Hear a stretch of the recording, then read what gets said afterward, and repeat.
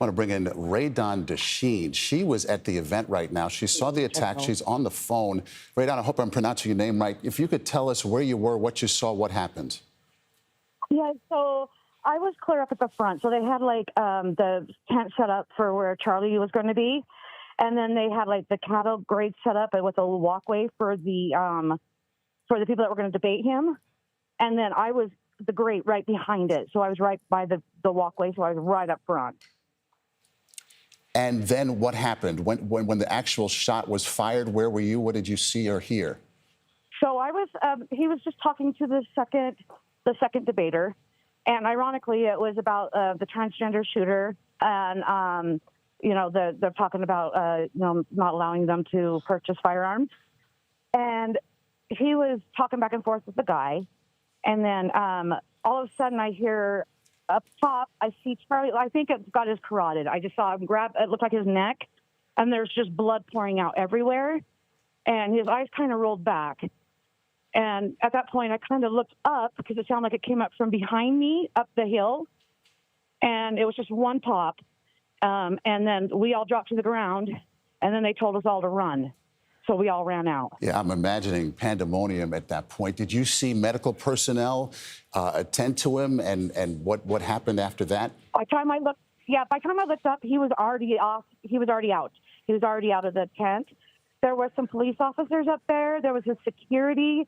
There was no metal detectors or anything for us to go through. They didn't even check our tickets. What about the gunman? Any sense of what became of the person? I don't know if it's a man or a woman. The person who fired the shot? Nope, I didn't see anything. I just dropped when everybody else dropped, and then I ran when they told everybody to run. So you described it as a debate that was going on. So it was a debate between Charlie and someone else, or just a sort of a... Yeah, so he just proved me wrong. And basically, because he's a right-winger, and, he's very, very, very good at his debates. And he invites mostly college kids to go up and debate him. And, a lot of them were, had a lot of the same views, but there was something that may be a little bit off that they don't quite agree with. So they're just trying to, debate him back and forth on their views versus his. So it sounds like people from all points on the political spectrum. What about the atmosphere, the mood? What was it like leading up to that?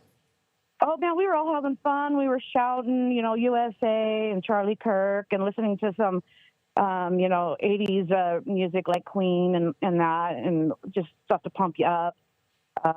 We're just all having a good time. Yeah, like a festival kind of atmosphere. I want to ask you about security. What was that like as you entered this area? And what kind of area is this? There was none. It was so when you walked in there, it was like a kind of in the crevice of the buildings with a bridge across it. And then behind it was like a grassy open area with a little bit of sitting that's kind of in a stadium seating. But it was like a little hill. And this is on the campus of Utah Valley University? Yeah. Are you a student there, or do you have an affiliation with the university?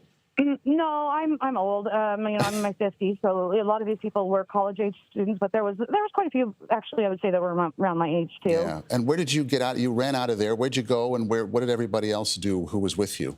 We all just ran to our vehicles, and I don't know where everybody's scattered. I don't know if, some of them were students that, had to catch a bus or whatever. But the ones that have cars, we all ran to our cars. I mean, I parked a little ways away, so it was a little bit of a trek, but it was fine. But again, interesting, as you point out, no security, open area right there at Utah Valley University. Raydon DeChene, I really appreciate your insight and your telling us your story. We thank you for that.